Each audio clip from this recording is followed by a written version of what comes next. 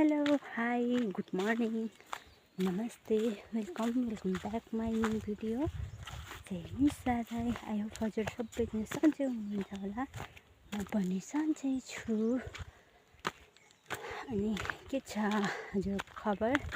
New day new ब्लगको साथमा म आज पनि आइसकेको छु साथीहरू। हजुर के गर्दै हुनुहुन्छ यतिखेर?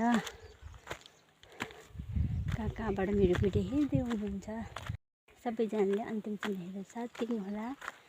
अनि जो नयाँ हुनुहुन्छ उहाँहरूले सब्सक्राइब गर्न नभुल्नु होला। अनि लाइक कमेन्ट सेयर पनि गर्न नभुल्नु होला।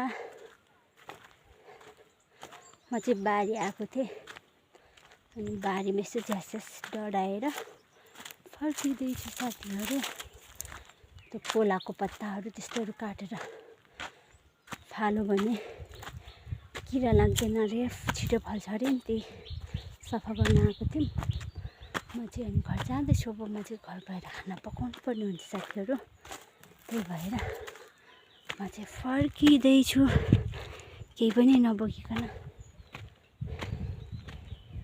हेर्दै गर्नु होला साथीहरू। हेलो साथीहरू, के छ खबर? के गर्दै हुनुहुन्छ?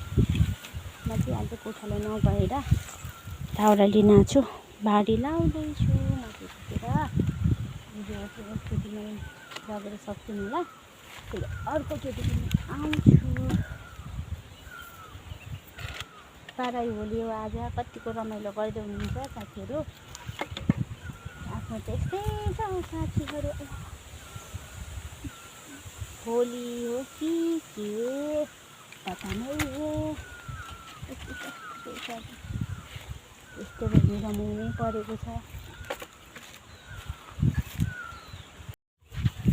साथीहरू।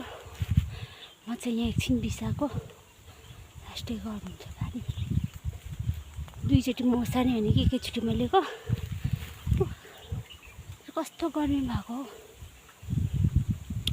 पसिनै पसिना।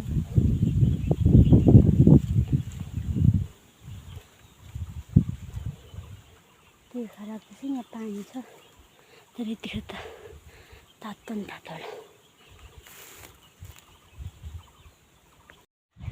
हेलो साथीहरू, म चाहिँ दुईचोटि दाउरा लिएर आएँ।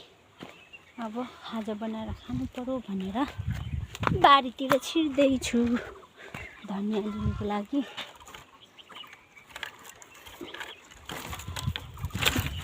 हजुरले खाजा खानुभयो कि होइन? म चाहिँ धनियाँ लिनुको लागि बारी छिर्दैछु।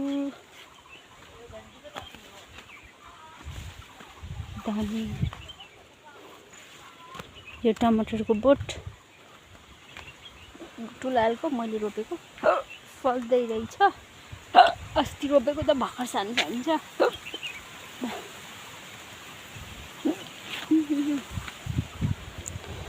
यो सागहरू बल्ल बल्ल एउटै उम्रिँदो रहेछ, त्यहाँ देखिँदैन। तर यो धनियाँ मासुमा पनि लाउनु पर्ने हुन्छ, लिएर जानु पर्यो धेरै। के गर्दै हुनुहुन्छ हजुरहरू? के गरेर दिन बिताउनु भयो? सबैजनाले अन्तिमसम्म मेरो भिडियो हेरेर साथ दिनु होला।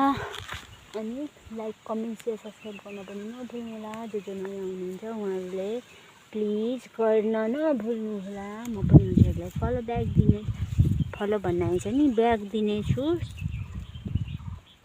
अनि त्यहाँबाट मलाई सपोर्ट गर्नु होला सबैजनाले। मेरो तर्फबाट पनि हजुरहरूलाई फुल सपोर्ट हुने नै छ, त्यति सक्दो होइन। सबैजनाले सपोर्ट गर्न नभुल्नु होला, माया गर्न नभुल्नु होला भन्दै आजलाई यति नै। फेरि भोलि हजुरलाई भेट्ने नै छु भन्दै बाई।